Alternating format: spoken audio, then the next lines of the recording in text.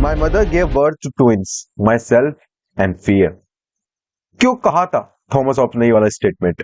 कोई क्यों कहना चाहेगा ऐसी बात कि मेरी मदर ने ट्विंस को जन्म दिया, एक था डर और एक मैं?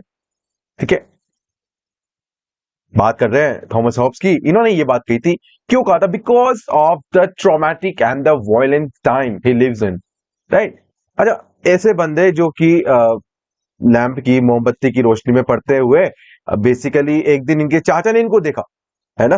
तो इनके चाचा ने इनकी लगन को देख करके, because his father was his father left him, and इनकी जो फैमिली थी उनको छोड़ के चले गए थे। इनके फादर थे क्लर्जी थे एक चर्च में। बाकी इनके चाचा ने जब इनको देखा कि इतना लगन है बंदे में, इतना पढ़ता है ये बच्चा, है ना, तो उनकी कैपेबिलिटी को देख, इनकी एबिलिटी को देख, इनके जुनून को देख करके उन्होंने इनको ऑक्सफोर्ड जैसी यूनिवर्सिटी में उस टाइम पे इन्होंने पढ़ाया गया इनको। हालांकि ऑक्सफोर्ड यूनिवर्सिटी के अंदर के जो सिस्टम्स हैं, जो बेसिकली टीचिंग है, उसके बारे में इन्होंने क्या कहा, है ना, वो आने वाले टाइम में डेफिनेटली देखेंगे। Sir and ma'am, welcome to IAS marathon. बात करेंगे थॉमस हॉब्स के, इनके पॉलिटिकल थॉट्स की, इनकी फिलोसफी की, इनकी इनके बारे में बात करेंगे, बायोग्राफी की, right? Because without understanding the context and the times he lives in, इनके थॉट्स को समझ पाना बहुत इंपॉर्टेंट, यानी किसी के थॉट्स को समझ पाना बहुत मुश्किल होता है। तो यहीं पे मैं वो ट्राई कर रहा हूँ। देखो, पेड कोर्सेज का क्वालिटी कंटेंट हम आपको यहाँ पे फ्री में अवेलेबल कराना है। आपका फर्ज है इसको जो है आगे तक पहुंचाना, देखना है, स्प्रेड करना, राइट? बात करेंगे आगे without any delay. He was the philosopher, he was the first modern political thinker. इनको बोला जाता है कि he was the first and the greatest political thinker produce by England, right? English थे। अच्छा, ही वॉज द थिंकर जिनकी theory में हमको बेसिकली सारे कंपोनेंट ऑफ मॉडर्न सोसाइटी के देखने को मिलते हैं। Okay, suppose he was the sun, right? He is the sun, star, right? जैसे कि हमारे सन है, इसी तरीके से सपोज करो थॉमस हॉब्स है, इन्हीं के आसपास जितने भी मॉडर्न सोसाइटी के कंपोनेंट्स होते हैं, फीचर्स होते हैं, वो सब जैसे कि individualism, common, right? Liberalism, equality, बात करेंगे rule of law, right? And state, जिसमें हम बात करते हैं स्टेट कंसेंट, है ना, मॉडर्निटी, ये सब हमको देखने को मिलते हैं इनके थॉट्स में। यहीं से निकल कर बाद में लोगों ने इनको एज अ मेजर थॉट्स को बाद में जाकर के स्प्रेड किया गया, राइट? इन्हीं से इंस्पायर थे काफी सारे लोग। कार्ल मार्क्स ने तो इनको कहा है कि फादर ऑफ ऑल ऑफ अस, है ना, हम सबके पिताजी हैं, ये बोलते थे। कार्ल मार्क्स ने बोला, कार्ल मार्क्स बहुत जल्दी लेकर के आऊंगा, राइट? जब तक ले जो है आपको इनको पूरा अच्छे से देख लेना ताकि कभी भूलो नहीं आप सभी चीज, राइट? अच्छा, जैसे कि एरिस्टोटल हमने बात की थी। अच्छा, एरिस्टोटल जरूर जरूर जाकर के देख लो एक बार, 2 पार्ट में है, राइट? सो जैसे एरिस्टोटल ने क्या कहा था कि बेसिकली जो ह्यूमन का नेचर है वो फंडामेंटली गुड होता है। अनलाइक एरिस्टोटल, हॉब्स ने कहा कि ह्यूमन बीइंग जो होते हैं वो नॉट नेचुरली सोशल, है ना, पॉलिटिक्स है, स्टेट्स है, पर आर्टिफिशियली क्रिएटेड। जैसे कि प्लेटो ने कहा था, एरिस्टोटल ने कहा था कि ये तो नेचुरल इंस्टीट्यूशंस है, बल्कि ऐसा नहीं है sir, it's a product of convention and a deliberate human actions. बहुत अच्छे से बताऊंगा इनकी state theory. And he was a social contractualist with 2 other people, what, 2 other great thinkers, John Locke and Jean Jacques Rousseau. Rousseau is one of my favourite thinker. बात बताऊंगा इनके बारे में, इनकी आइडिया ऑफ जनरल विल, है ना। तो बस थॉमस हॉब्स कर लें, इसके बाद देखते हैं आगे बढ़ के इनको, right? Okay sir and ma'am. Okay, so बात करेंगे। देखो, सब कुछ लिखा हुआ है आगे, है ना, सब कुछ यहाँ पर मेंशन है, बस मेरी बात जो है वो बहुत ध्यान से सुन लो, बहुत कुछ उसमें मेरे को देखने को मिलेगा। देखो, 2 बहुत अनरिलेटेड इंसिडेंट थे इनकी लाइफ से, जो कि हॉब्सियन की पॉलिटिकल फिलोसफी को समझने में हमको यहाँ पर मदद मिलेगी, है ना, और आज तक भी लोग करते हैं। पहला तो है सर एंड मैम आपका कि जो स्पेनिश आर्मी था, अर्माडा जिसको बोलते हैं, Spanish armada. What is Spanish armada? Basically देखो, बेसिकली क्या होता है कि इंग्लैंड में कौन थी? क्वीन एलिजाबेथ फर्स्ट, है ना।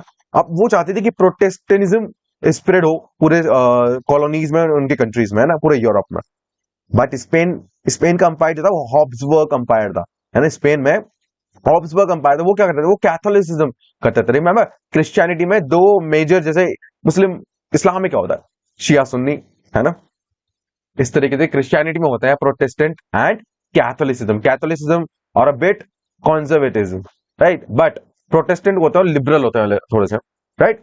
सो या तो स्पेनिश आर्मी ने, स्पेनिश अंपायर, हैब्सबर्ग अंपायर जो था, उन्होंने एक फ्लीट बनाई 150 शिप्स की, एंड वो चाहते थे कि क्वीन को ओवरथ्रो कर दें एंड कैथोलिसिज्म जो है सारा कुछ हम स्प्रेड कर दें, right. But English won, English जीत जाते हैं वहां पर, है ना, स्पेनिश आर्माडा हार जाता है। ये सब चल ही रहा होता है, ये सब चल ही रहा होता है। इस कियोटिक सिचुएशन में हर एक तरफ तो बताइए आपके सेनाएं लड़ रही है, युद्ध, देश में आपके युद्ध हो रखा है, एंड दूसरी तरफ ये अपने इनकी इनकी मदर के, राइट, इनकी मदर उस टाइम में लेबर में थी, यानी कि हॉब्स होने वाले थे, and because of the fear Hobbes was prematurely born, right, इनकी मदर ने इनको प्रीमेच्योरली बर्थ दे दिया था।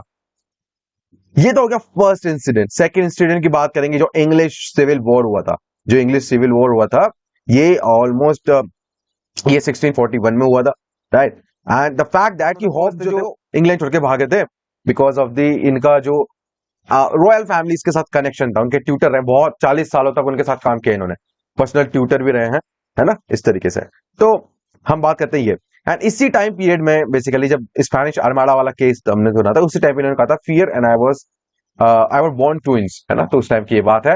एंड इनका जो most of the political philosophy है ना, ये इसी टाइम पीरियड, सिविल वॉर, है ना, इन्होंने ये सब देखा, बहुत ब्लडी, यहाँ पर हम बोलते हैं कि सिविल वॉर था, 2 लाख से ज्यादा लोगों की यहाँ पर डेथ हो गई थी उस टाइम पे। सोचो उस टाइम पे तो क्या ही पॉपुलेशन रही होगी, है ना। इन्हीं इन्हीं इन्हीं चीजों के बेसिस पर बेसिकली इन्होंने केस रखा फॉर द डेस्पोटिज्म, है ना, डिस्पोट होना चाहिए एक रूल करने के लिए, कि अगर मान लीजिए अगर आपको स्टेट ऑफ नेचर की बात करेंगे थोड़ी देर में, कि अगर बेसिकली अनार्की हो जाए एक तरफ, या एक तरफ डेस्पोट रूलर हो, तो ही प्रिफर टू चूज द डेस्पोट, है ना। तो तभी तो ना लिवाइथन लिखा था, लिवाइथन का मेजर वर्क है, इसी की वजह से इनको अब बहुत पहचान मिली उस टाइम पे भी, है ना। एंड बहुत लंबी उम्र इन्होंने जीती। अब बहुत इंपॉर्टेंट बात बताऊंगा, देखने इसके बारे में बहुत मजा आएगा आपको आने वाले टाइम में। एंड हॉब्स, यस, हॉब्स ने ही कहा था कि basically self preservation is the आपका सुप्रीम राइट है, यानी कि अपनी लाइफ को बचाने के लिए आपको जो करना पड़े आप कर सकते हैं, वो एथिकली मॉरली राइट होगा, है ना। थॉमस हॉब्स की हम एथिकल थ्योरी पढ़ते हैं, वो भी जो है आपको बताने का यहाँ पे ट्राई करूंगा।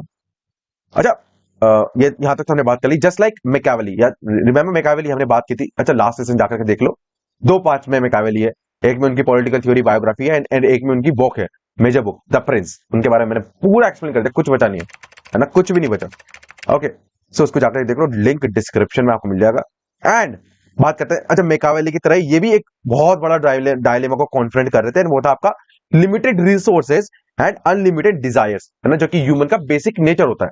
ओके, एंड एंड इकोनॉमिक की सबसे बेसिक प्रॉब्लम क्या होती है, इकोनॉमिक्स के लेक्चर में मैंने बताया था, the problem of scarcity, the problem of scarcity, remember scarcity को, क्योंकि अब हर चीज की कमी है ना भाई धरती पे, किसी चीज के अनलिमिटेड रिसोर्सेज थोड़ी ना हो सकते ना, तभी तो आप ऑप्टिमम यूटिलाइजेशन की बात करते हैं।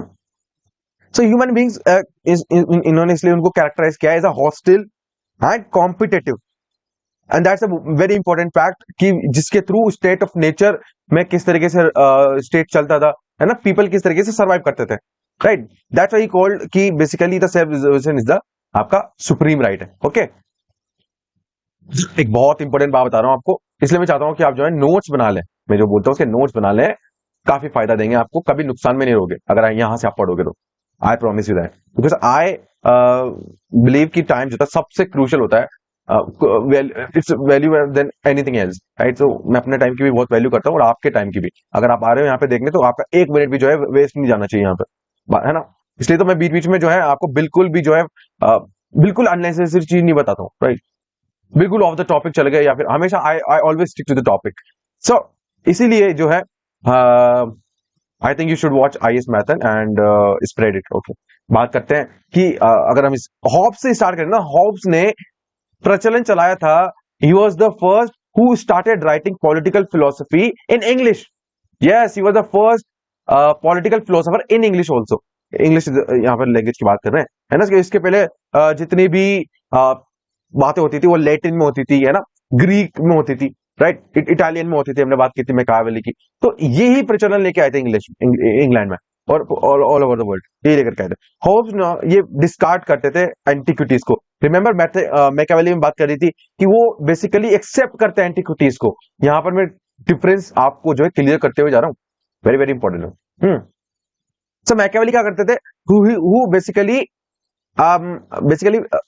हम बात करते हैं ना, वो एक्सेप्ट करते थे एंटिक्विटीज को, रिस्पेक्ट करते थे ओल्ड नॉलेजेस को, but he was much more sceptical about these antiquities, and ये बहुत लिटिल रिस्पेक्ट थी इनके मन में उन चीजों को लेकर के, और जो बहुत ही क्लासिकल नॉलेजेस को लेकर के। एंड बेसिकली क्यों ये पता है कि उन लोगों में होते हैं वाले ट्रेड्स, जो पर्सन बहुत ज्यादा लॉजिकल होते हैं ना, उनमें होते हैं वाले ट्रेड्स, है ना, आसानी से नहीं मानते किसी भी पुरानी चीज को लेकर के, है ना, तो बहुत लॉजिकल एंड रीजन था इनका एज एन इंटेलेक्चुअल टूल, ठीक है, राइट। ओके, अब जैसे कि अब हम बात करेंगे हॉब्स की पॉलिटिकल फिलोसफी की, है ना, जैसे लिवाइथन में हम उसको देखने को मिलता है, 1651 में ये लिखी गई थी। एंड बेसिकली इनकी जो ये वाली पॉलिटिकल फिलोसफी है जो हमको लिवाइथन में देखने को मिलती है, वो reflection of a civil strike की, किस तरीके से वहां पर इंग्लैंड में चार्ल्स वन का एग्जीक्यूशन कर दिया गया था, है ना, जब वहां पर सिविल वॉर हुआ था between the parliamentarians and what the आपके रॉयल फैमिली, द रॉयलिस्ट। तो रिमेंबर कि जो पार्लियामेंटेरियंस हैं, रिपब्लिकन्स हैं, और आपके जो है कौन, रॉयलिस्ट हैं, है ना, जो आपके रॉयल फैमिली है, किंग है, उनके बीच में टसल थी बहुत। बाद में चार्ल्स वन को जो है एग्जीक्यूट कर दिया गया था। एंड फिर बाद में जो मोनार्की थी वो वापस स्टैब्लिश हो गई थी, है ना। अच्छा, अब बात करेंगे इनका थोड़ा सा लाइफ स्केच देख लेते हैं, है ना, काफी कुछ आपको यहाँ पे देखने को मिलता है। तो हॉब्स जो थे वो 5 अप्रैल 1588 में 1588 5 अप्रैल 1588 को इनका जन्म हुआ था, ये सेकंड सन थे। एंड प्रीमेच्योर इनकी बर्थ हुई थी, जैसे मैंने बताया। इनके पेरेंट्स जो थे, इनकी फैमिली जो थी वो रिलेटिवली बहुत पुअर थे, है ना। एंड इनके फादर जो थे वो क्लर्जी थे, जैसे कि मैंने बताया, मेलन्सबर्ग में, है ना, विल्शायर में एक जगह पे। And he was brought up by his uncle, जैसे कि मैंने कहा, इनकी एक बहुत प्यारी स्टोरी बताई थी मैंने, राइट। तो he was very bright student. And तो मोस्ट इंपोर्टेंट बात क्या होती है कि लिंग्विस्टिक्स की इनको बहुत ज्यादा जो है समझ थी, बहुत सारी लैंग्वेजेस जानते थे ये, है ना, चाहे वो ये लिखते भी थे और बोलते भी थे, लैटिन हो, ग्रीक हो, फ्रेंच हो, इटालियन हो, इंग्लिश, डेफिनेटली, है ना। एंड ये अपने स्कूल के दिनों में ही बहुत सारी जो राइटिंग्स होती थी, क्लासिकल राइटिंग, जो ग्रीक से लैटिन में इन्होंने कन्वर्ट की थी, जैसे कि मिडिया यूफ्राइटिस की एक बहुत पॉपुलर बुक थी, उनको इन्होंने कन्वर्ट कर लिया, ट्रांसलेट कर दिया। And through out is life, यानी कि अपने डेथ बेड पर भी ये जो है इस काम को कंटिन्यू रखा इन्होंने, other than is on original writings. Okay. And इनकी जो फर्स्ट पब्लिकेशन थी वो बहुत कम उम्र में उनकी हो गई थी, है ना, वो थी आपकी थ्यूसिडाइड्स की the history of Peloponnesian war, है ना, 1629 की ये पब्लिकेशन हुआ था, इसके पहले की है ना। याद है पेलोपोनेशियन वॉर की हमने बात की थी, सोक्रेटिस एंड जब आपका प्लेटो की, तो डिस्क्रिप्शन में लिंक है, जाकर के देख लो एक बार, है ना। उसके अलावा ओडिसी, इलियाड, ये सब इन्होंने कन्वर्ट किए, है ना। लिवाइथ देखो बहुत क्विक थिंकर एंड बहुत क्विक राइटर थे, बहुत क्विक। लिवाइथन के 10 चैप्टर इन्होंने मात्र 1 साल के अंदर लिख डाले, है ना, बहुत क्रूशियल और बहुत इंपॉर्टेंट बात होती है।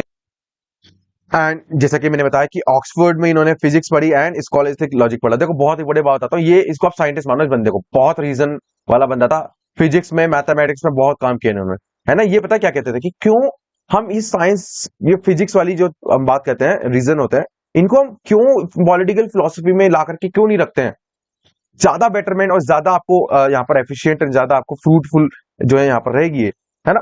एंड देखो मैंने कहा था ना, ऑक्सफोर्ड में जरूर पढ़ेंगे, लेकिन वहां का एजुकेशन जो वहां पे दिया जाता था उसको पसंद नहीं करते थे ये, है ना। स्कॉलस्टिज्म उसको पढ़ा इन्होंने, उसको डिसमिस कर दिया, है ना, कहते कि कलेक्शन ऑफ एब्सर्डिटीज है।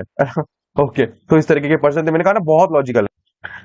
अच्छा, इसके जैसे इनकी एजुकेशन कंप्लीट होती है 1618 में, ये रिक्रूट हो जाते हैं बाय द हु, बेसिकली ये रिक्रूट हो जाते हैं एक एरिस्टोक्रेटिक फैमिली में, family of William Lord Cavendish, है ना, कैवेंडिश फैमिली के रूलर थे, एंड जिनको अर्ल ऑफ डेवनशायर बोला जाता है, अर्ल, रिमेंबर। अच्छा बताओ कौन कौन जानता है, किस किसने देखा है रैगनार लॉथब्रोक, है ना, तो उसमें अर्ल की आपको उपाधि देखने को मिली थी, है ना। ये स्कॉटलैंड, इंग्लैंड, वहां पर ये बेसिकली दी जाती है ना, फ्रांस में। तो ये पहले तो ट्यूटर के तौर पर वहां पर लगे थे, है ना, बाद में इनको सेक्रेटरी बना दिया गया। And through out is life ये इन्होंने बहुत सारा अपना काम जो है वो इसी फैमिली या फिर उसके नेबर्स में, कजिन्स में ही यहाँ पर अपनी पूरी सर्विस दी, है ना। एंड लॉर्ड कैवेंडिश, जो कैवेंडिश थे, उनके सन को एक ग्रैंड टूर ऑफ यूरोप में भी लेके गए। अब जब यहाँ पर क्या इंपॉर्टेंट है, जब ये टूर पे थे ना, लगभग इन्होंने काफी जो है आ, आ, काफी सालों तक, यानी कि 2 3 4 सालों तक इन्होंने बेसिकली जो रॉयल फैमिली के बच्चे थे उनको क्या किया, टूर पे लेके गए 5 सालों तक। एंड काफी सारे लोगों से इनको मिलने को मिला उस टाइम पे। हॉब्स को ना एक बहुत यूनिक अपॉर्चुनिटी मिली, पॉलिटिशियंस मिले, इंटेलेक्चुअल्स मिले, इन्होंने गैलीलियो से भी वहीं पे मुलाकात हुई थी इनकी। गैलीलियो है ना, पियरे गैसेंडी, इन सब से वहीं मिले थे, मैरिन मर्साने है ना, तो इन सब से very very good thinkers and आपके मैथमेटिशियंस। अच्छा, जब ये नीदरलैंड गए ना तो इनको वहां पे एक बंदा था डिस्कार्टिस है ना, तो वो भी वहां पे छिपे हुए थे उस टाइम पे, उनके बारे में कभी जो है लेकर के आऊंगा बात, राइट। एंड फाइनली वेनिस, ये बहुत जगह यहाँ पर घूमने को मिला इनको, है ना। फिर सिविल वॉर हो जाता है 1641 में, बात करते हैं 1641 में, है ना, वेरी वेरी इंपॉर्टेंट। एंड ये 30 ईयर्स तक चलता है, राइट। एंड हॉब्स ने काफी कुछ यहाँ पे देखने को मिला। उस टाइम पे ये क्या करते थे कि भाई इंग्लैंड है तो अब ये बहुत लॉयलिस्ट पर्सन थे, है ना, कि तो इन्होंने वहां पर रिसर्च करना स्टार्ट करी ऑप्टिक्स में, फिजिक्स में, है ना। और बहुत सारे फ्रेंच मैथमेटिशियन फिलोसोफर से मिले ये, एंड ये चाहते थे कि उस टाइम पे कुछ इस तरीके का काम करूं जैसे कि साइंटिफिक में, देखो उस टाइम पे ना रेनेसा भी आ चुका था, है ना, साइंटिफिक डिस्कवरीज काफी ज्यादा हो रही थी, तो टेलीस्कोप पे इन्होंने काम करने को चला कि भाई अपना देश जो है किसी फील्ड में तो जो है हम उनको आगे लेकर ही जाए और अपना कॉन्ट्रीब्यूशन लेने दूं मैं। ओके, बाद में ये थोड़ी बहुत और के लिखते हैं, जैसे डी काइव, DECIVE, ये 1642 में लिखता है, एंड एलिमेंट्स द लॉ, है ना, ये सब चीजें। बाद में बात करते हैं कि ये जब फ्रांस चले गए, क्योंकि बिकॉज ऑफ कि जो पार्लियामेंटेरियंस है वो उनसे डिबेट में ये हार गए थे, एंड बेसिकली इन पे काफी ज्यादा एलिगेशंस भी थे, है ना, 1640 में। तो वहां पर ये लगभग 1-2 साल हुए, उसके बाद वापिस से ये वापिस कहां पर आ गए, इंग्लैंड में आ गए, है ना। एंड जो रिपब्लिकन गवर्नमेंट थी अंडर ओलिवर क्रॉमवेल, उनको इन्होंने सबमिट कर दिया अपने आप को, एंड बाद में चार्ल्स सेकंड जो वहां के रूलर थे उनके अंदर इनको पेंशन पे रख दिया गया वहां पर, है ना। ओके, अच्छा बात करता हूँ उस टाइम पे इन्होंने क्या लिखा, लिवाइथन लिख दी थी। एंड जो लिवाइथन थी बेसिकली वहां पर पता है इसको क्या हुआ, ऑक्सफोर्ड में उसको जला दिया गया। And, अच्छा, पार्लियामेंट्री कमिटी ने क्या कहा, the most poisonous piece of atheism, he was atheist, and कहा क्या कि most poisonous piece of atheism है ना। एंड ऑक्सफोर्ड यूनिवर्सिटी में लिवाइथन और डिकाइव को जला दिया गया था, है ना, कंडेम किया गया था बहुत ज्यादा। 1647 में अगर आप बात करें, 1647-48 में इनको पार्किंसन डिजीज के इनके अंदर सिम्टम्स देखने को मिले, and बाद में इनकी तबीयत बहुत खराब हो गई थी, सो इनकी डेथ वहीं पे हो जाती। लेकिन एक बात याद रखना, इनके आखिरी सालों में ना इन्होंने पता लिवाइथन को किस तरीके से लिखा, लिवाइथन को इन्होंने किस तरीके से लिखा, ये पता क्या करते थे, बहुत in spite of his ill health, basically क्या करते थे, बहुत एस्टॉनिशिंग मेथड था इनका पब्लिकेशन का।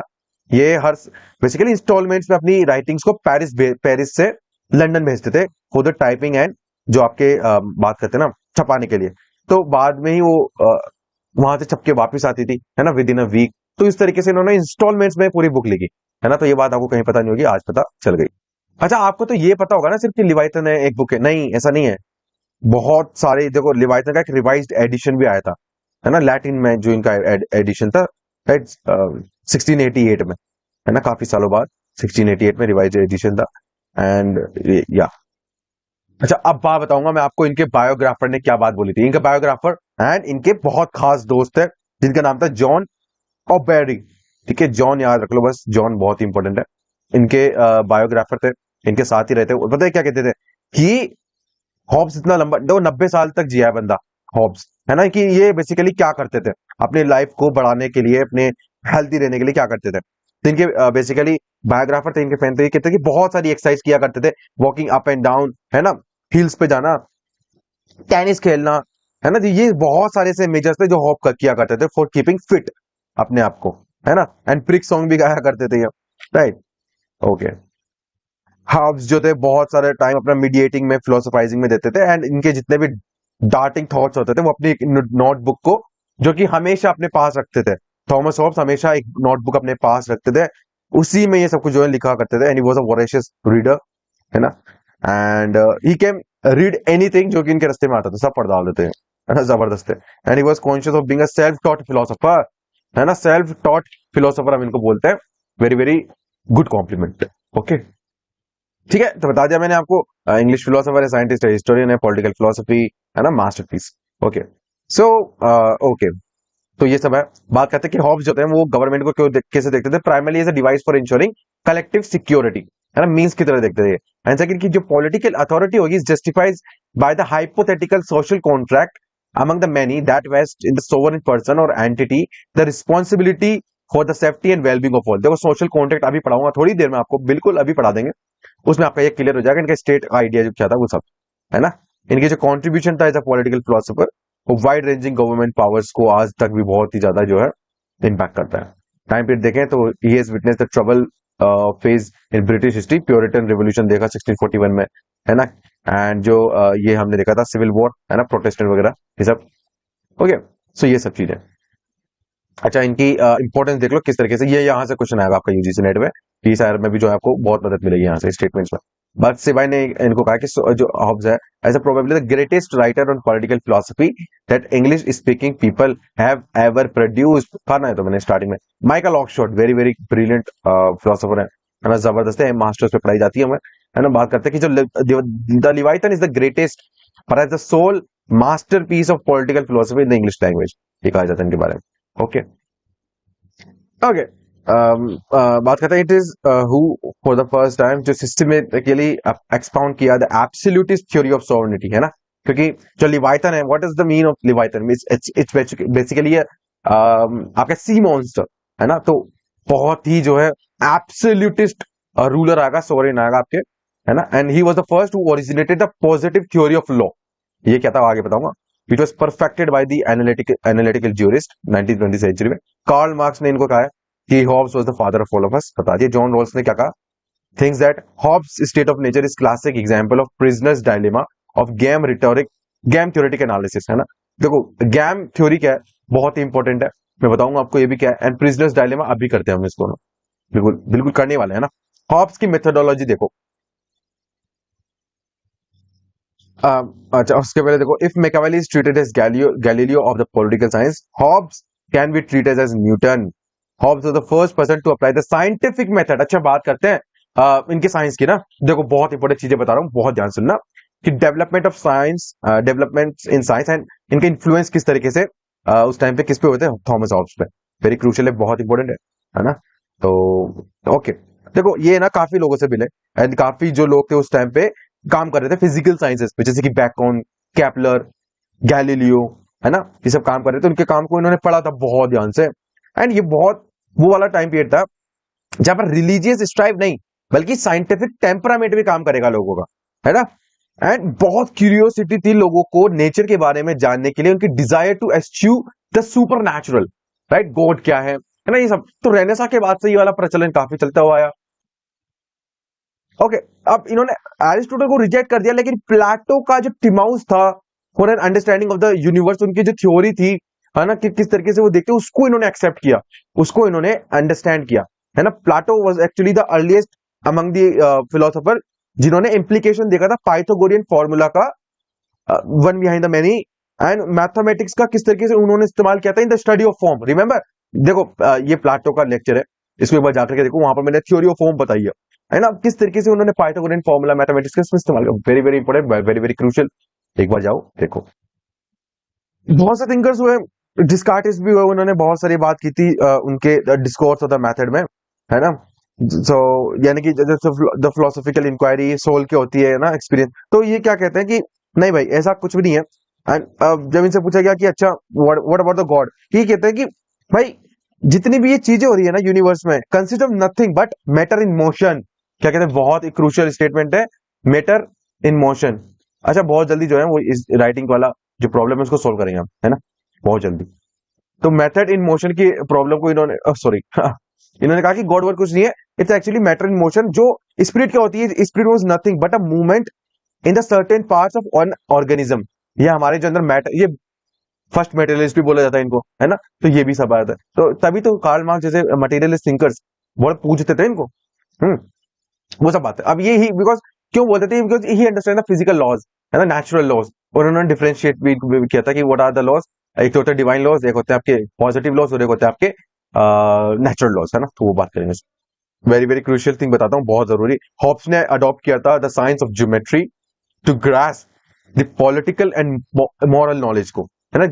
अब ये क्यों, देखो डिडक्टिव रीजनिंग की जब हम बात करते हैं, डिडक्टिव मटेरियलिज्म या डिडक्टिव मेथड हम बात करेंगे कि मेथोडोलॉजी में डिडक्टिव ये देखो यहाँ पर, है ना, डिडक्टिव एंड ज्योमेट्रिकल, ये कहां से आई, ये आपकी ज्योमेट्री से तो आई सर, है ना।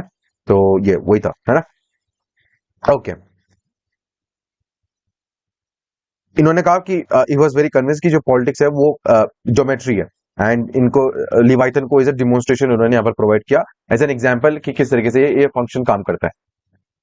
सो इनका जो मेथड था deductive and geometrical through and through, it was the resolutive compositive method as developed in the school of Padua and followed by the Galileo and other natural scientists. And according to this method, इसमें method क्या होता है कि one comes to understand a given object of inquiry by intellectually resolving it into its constituent part and then subsequently composing it back to the whole. देखो ये deductive method है, जैसा कि मैंने एरिस्टोटल के टाइम पे किया था कि प्लेटो वाज इंडक्टिव आपके, सॉरी डिडक्टिव, एंड आपके एरिस्टोटल वाज इंडक्टिव. तो ये डिडक्टिव थे, पहले बना लेते थे फिर सोचते थे, है ना. In spite of Hobbes claim कि किस तरीके से unity of his thoughts and its foundation in scientific materialism की जब बात करते हैं, वो इज द फर्स्ट.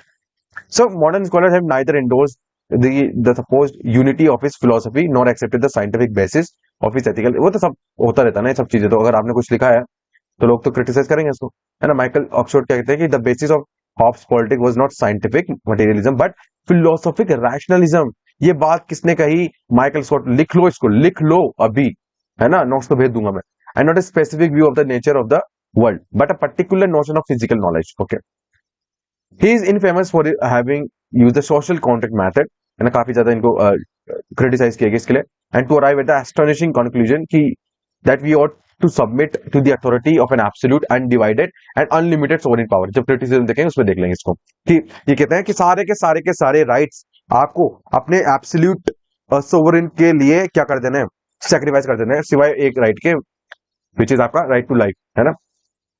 ओके, बात करते हैं while his methodological innovation has profound constructive impact on subsequent work in the political philosophy, इनके जो substantive conclusion थे have served as mostly the foil for the development more palatable philosophical position, है ना. बहुत सारे thinkers ने इसको इस तरीके से अपनाया भी, है ना. तो political philosophy पे आ चुके हैं, वो देखते हैं जब सब कुछ कहां से निकल के आता है. इनका the analysis and the believe of कि बेसिकली ह्यूमन नेचर कैसा है. तो दो फंडामेंटल बातें बताते हैं ये अबाउट द ह्यूमन नेचर कि पहला तो ये फियर एंड सेकंड आपका आता है सेल्फ इंटरेस्ट, है ना. सेल्फ इंटरेस्ट, सिंपल इंटरेस्ट नहीं है, सेल्फ इंटरेस्ट है. बात करते हैं कि ये कहते हैं कि these are the two fundamental human motivation जो कि इनका टेम्पर डिसाइड करता है. इनका ओमनीपोटेंट जो सॉवरेन पावर है वो किस तरीके से इनको, वही ये दो फैक्टर है जो इनको कंट्रोल, इनके ओमनीपोटेंट सॉवरेन पावर को यही कंट्रोल करता है. ओके, ये कहते हैं कि the presence of sovereign separated state of nature from political society. यही वो चीजें हैं, है ना, कि अगर आप स्टेट ऑफ नेचर में हो. स्टेट ऑफ नेचर क्या है? अच्छा, स्टेट ऑफ नेचर की बात करते हैं. बेसिकली स्टेट ऑफ नेचर ऐसी जगह होती है जहां पर देयर वाज नो स्टेट और नो गवर्नमेंट, है ना. स्टेट ऑफ नेचर क्या है? जंगल राज है भाई. यहां पर कोई किसी का सर्वा नहीं है, कोई किसी का नौकर नहीं, कोई किसी का मालिक नहीं. देयर इज नो स्टेट और नो गवर्नमेंट, कोई अथॉरिटी भी नहीं, है ना.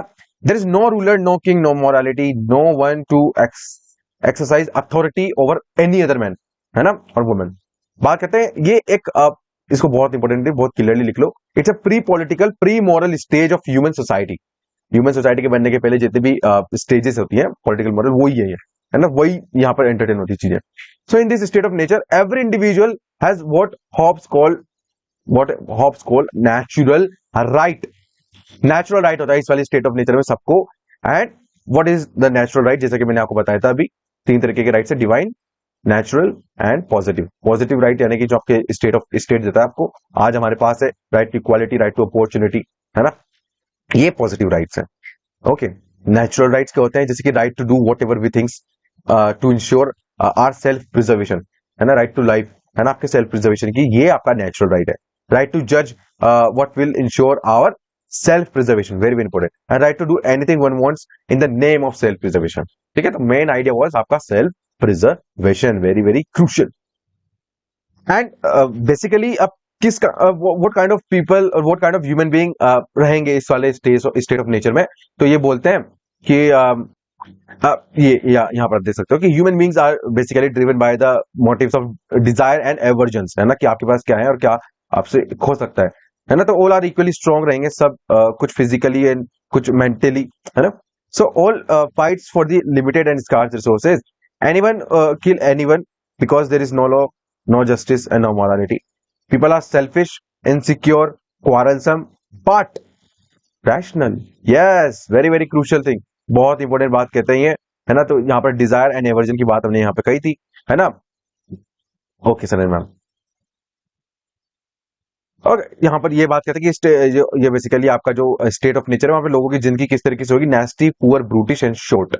Okay okay, why?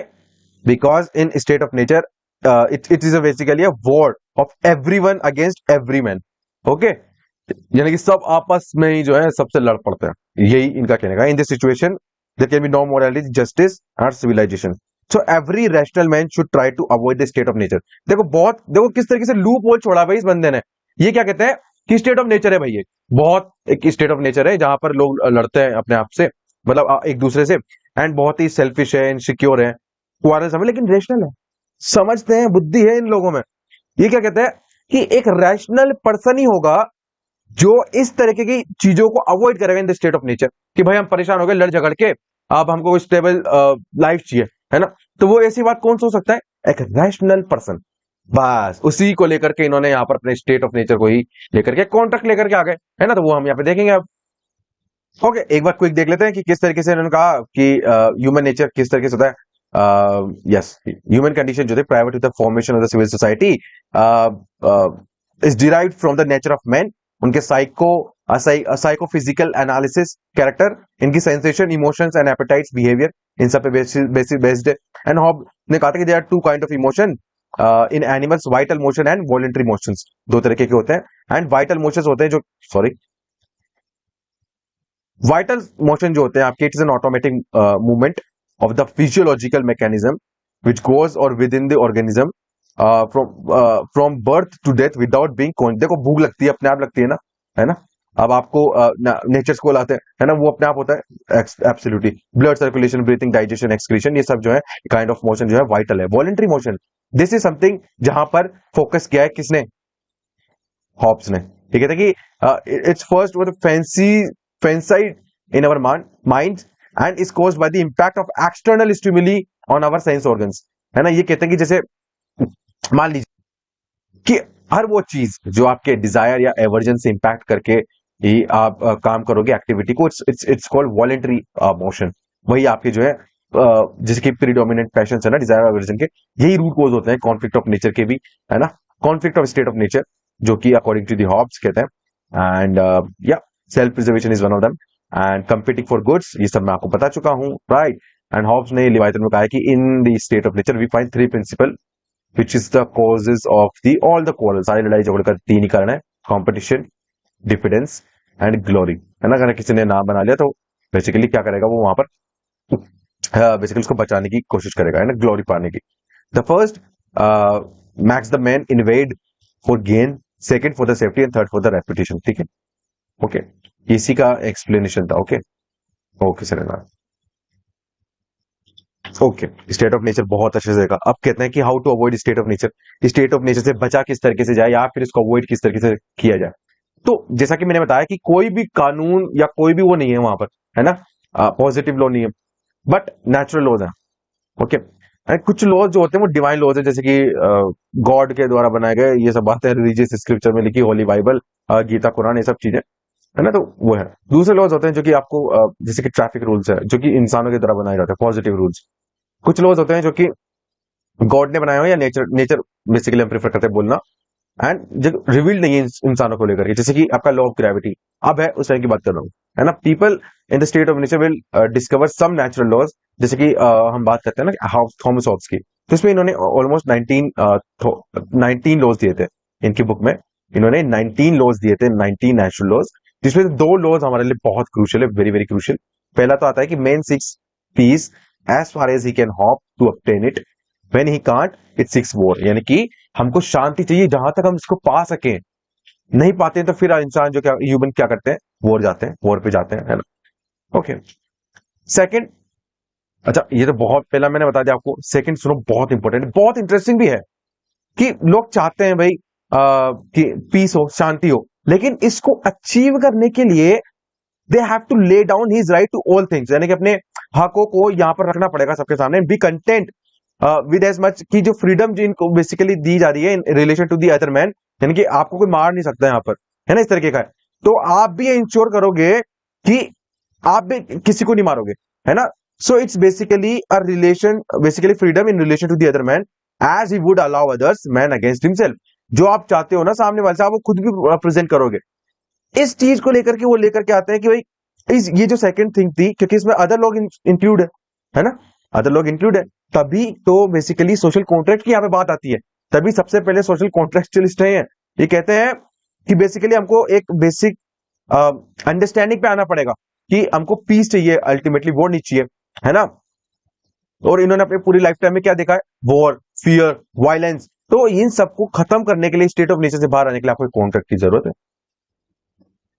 Okay, so बात करते हैं अब कॉन्ट्रैक्ट की जरूरत क्यों पड़ती है ना। तो ये कहते हैं कि man is utilitarian by nature and man wants to enjoy in the state of nature. The life of man is nasty, poor, brutish and short. Has to avoid such situation man enters into a social contract. This is the basic need. अब बात करते हैं कि Hobbes as a utilitarian thinker क्या है। ये basically हम बात करते हैं अदर देन द नोट्स, है ना, वेरी वेरी क्रूशियल। ये कहते हैं कि हम बात करते हैं ना कि यूटिलिटेरियनिज्म क्या होता है, इट्स अ ब्रांच ऑफ आपके लिबरलिज्म, है ना। जब हम बात करेंगे यूनिट 1 की, तो उसमें हम ये एक्सप्लेन करेंगे सब कुछ आपको, है ना, जितनी भी लिबरलिज्म है ना। तो ये सब सीन सोशलिज्म, मार्क्सिज्म, फेमिनिज्म, ये सब उसमें लेकर के आऊंगा बहुत जल्दी। ओके, अब यूटिलिटेरियनिज्म में क्या होता है कि आपको प्लेजर को मैक्सिमाइज करना होता है एंड पेन को मिनिमाइज करना होता है, तभी आपका यूटिलिटी, क्योंकि ये क्या होता है, मटेरियलिस्ट होता है, राइट, एक्सट्रीमली इंडिविजुअलिस्टिक होते हैं। एंड ये कहते हैं कि अगर ह्यूमन का नेचर ही इस तरीके से है कि प्लेजर को बढ़ाएं और पेन को कम करें, तो उसी को बेसिस लेकर के इन्होंने सोशल कॉन्ट्रैक्ट की नींव रखी, राइट।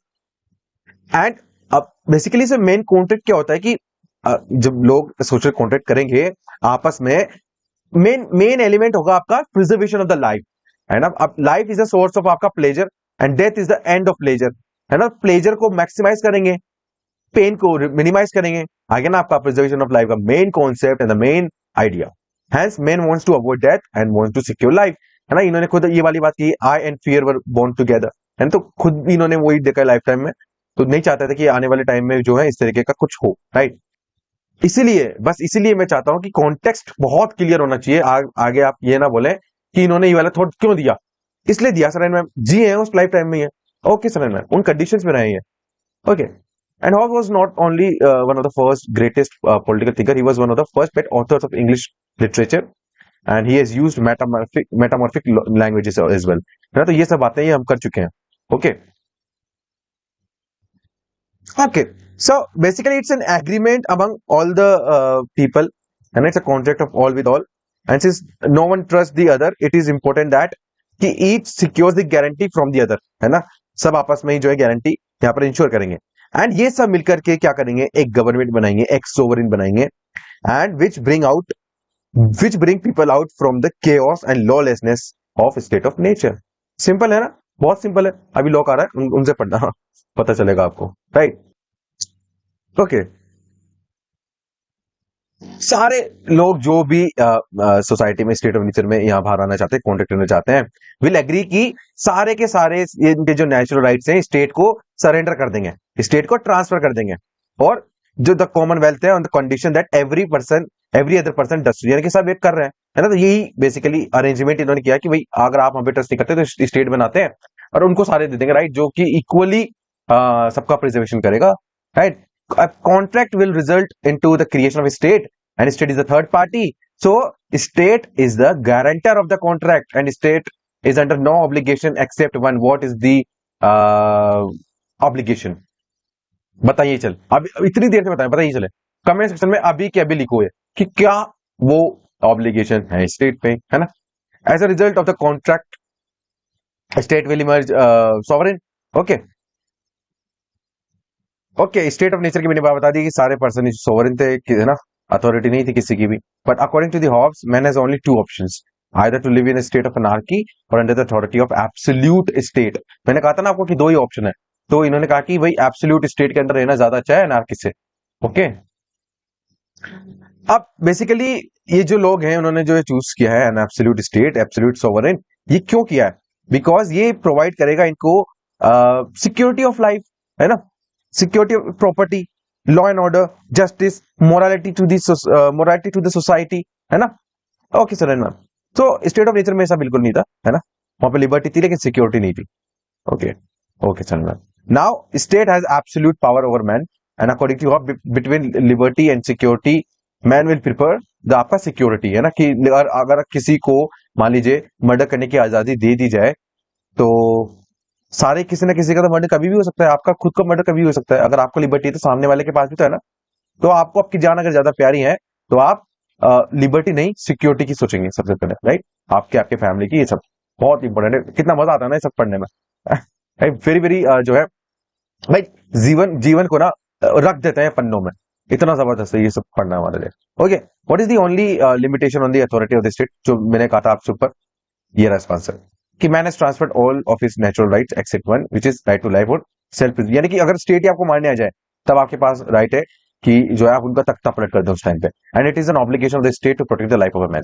ओके, सो अगर स्टेट फेल हो जाता है to protect the life of a man and state के किसी की जान लेता है इन एन आर्बिट्ररी मैनर, तो man has right to resist the state and self preserve, because self preservation is the supreme right आपके। Man has to right to kill other person for the sake of preservation of his life in self defence. Self defence के लिए यहाँ पे बात करते हैं। अब बात करते हैं जो सॉवरेन है बेसिकली उसकी ड्यूटीज और राइट्स क्या है ना। अच्छा, अब आप ये मत सोचिए कि ये एक मोनार्क होगा। हॉब्स ये नहीं कहते हैं, हॉब्स कहते हैं कि ये मोनार्क भी हो सकता है ना, ये मोनार्की भी हो सकती है, एरिस्टोक्रेसी भी हो सकती है एंड डेमोक्रेसी भी हो सकती है, right. He very clear understanding of this, right. कि ये कहते हैं कि मोनार्की नहीं, जरूरत नहीं है, एरिस्टोक्रेसी या डेमोक्रेसी कुछ भी हो सकता है। ओके, एंड बट एक बात जरूर है कि जो हमारे हॉब्स हैं ये प्रिफर करते हैं मोनार्क को, ठीक है, बिकॉज ये कम नंबर होते हैं ना इसके अंदर, जिनके पास कम पावर, मतलब पावर सबसे ज्यादा एक्यूमुलेट रहती है, कंसोलिडेट रहती है, तो greater the power and freedom of expression of the government ज्यादा रहती है। ओके, अच्छा एक बात और बता दूं मैं सोशल कॉन्ट्रैक्ट में कि बेसिकली ये कोई एग्रीमेंट नहीं है सोवरेन के बीच में या फिर लोगों के बीच में, नहीं, ये लोगों के बीच में ही आपका एक एग्रीमेंट है। तो सोवरेन जो है is actually the consequence and the result of A social contract. ये कोई पार्ट नहीं है आपका सोशल कॉन्ट्रैक्ट का। ओके, क्या कहा मैंने कि जो सोवरेन है आपका, जो बेसिकली लिवाइदन है, ये क्या है आपके कॉन्सिक्वेंस है, रिजल्ट है आपके सोशल कॉन्ट्रैक्ट के, पार्ट नहीं है ना। तो ये बाउंड नहीं करते हैं उससे। ड्यूटीज देखते हैं, जैसे कि आपका ये कहते हैं सोवरेनिटी जो है absolute, indivisible, inalienable and perpetual होनी चाहिए, and it is not limited either by the rights of the subjects और by customary and statutory law. क्यों? क्योंकि अगर आपने जब एक सोवरेन बनाया तो ये खुद ही तो बनाएगा सारे लॉज एंड इन्फोर्स भी वही करेगा। Okay, very very important. Sovereign is of course obliged to act according to the natural laws, यही है बेसिकली इनका डायरेक्टिव कोर्स और कुछ नहीं है। But he alone is the interpreter of his law, of this law, and none of his action can be challenged on the ground कि violation कर दिया भैया इन्होंने रीजन और जस्टिस का। बहुत कॉम्प्लेक्स है भैया कि बेसिकली अगर आपका कोई मारने भी आ गया मान लीजिए स्टेट, तो आपका राइट टू प्रिजर्व है ना, सेल्फ प्रिजर्वेशन, लेकिन उसको जस्टिफाई तो यही करेंगे। ओके, ये सब चीजें।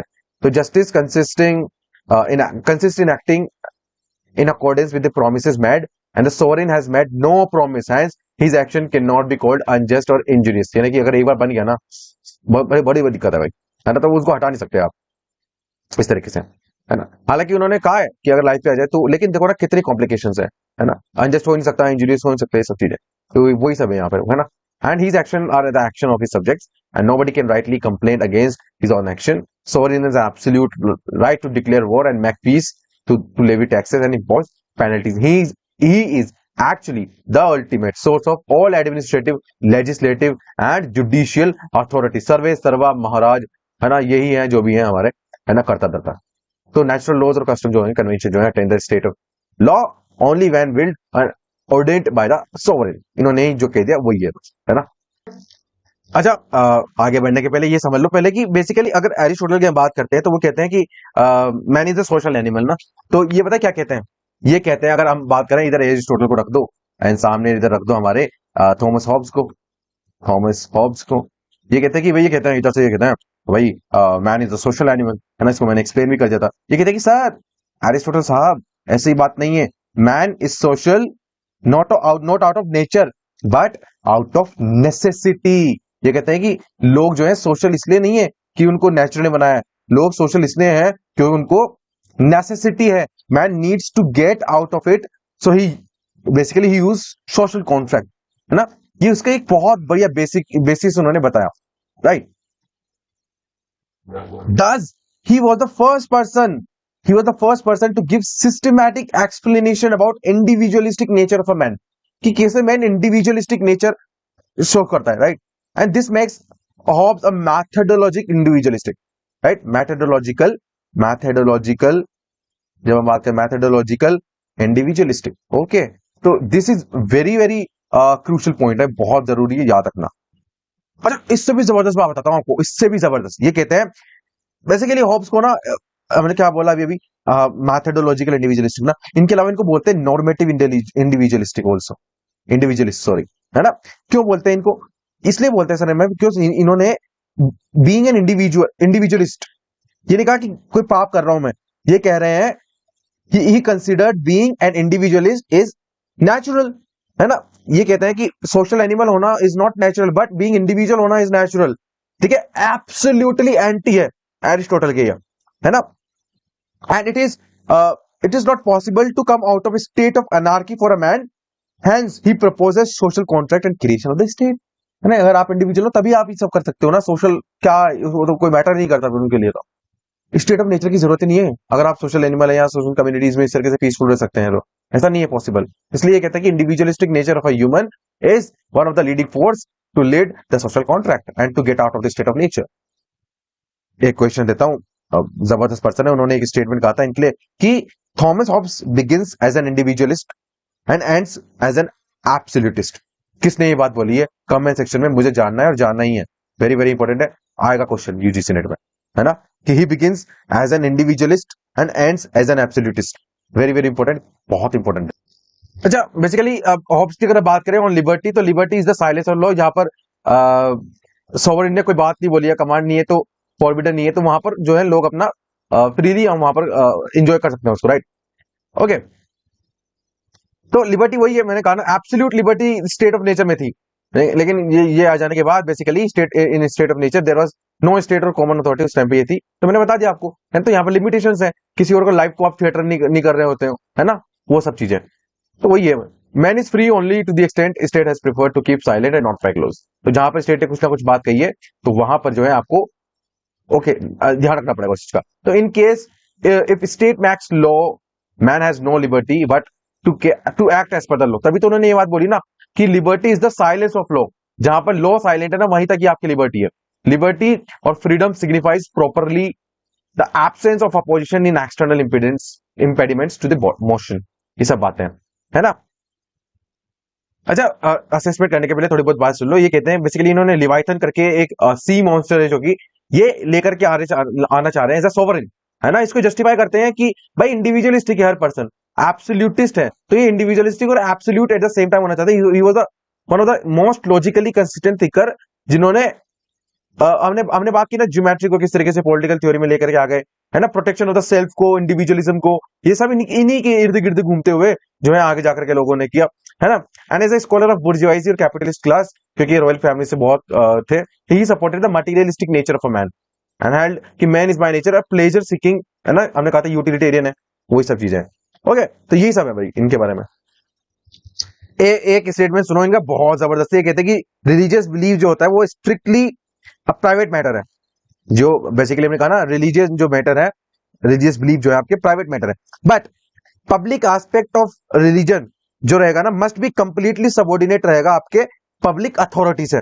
यानी कि जहां पर बाइबल एम्बिगियस है ना, वहां पर सोवरेन का इंटरप्रिटेशन फाइनल होगा, सोवरेन ही सर्वे सर्वा होगा वहां पर, याद रखना। Okay, and he also believe कि basically there should be one state religion, एक ही स्टेट रिलीजन होना चाहिए। And head of the state जो है, जैसे कि आपके सोवरेन है, वही हेड ऑफ द चर्च भी होने चाहिए, है ना। तो so there can be no conflict, है ना, इन दी आपके स्टेट एंड आपके चर्च।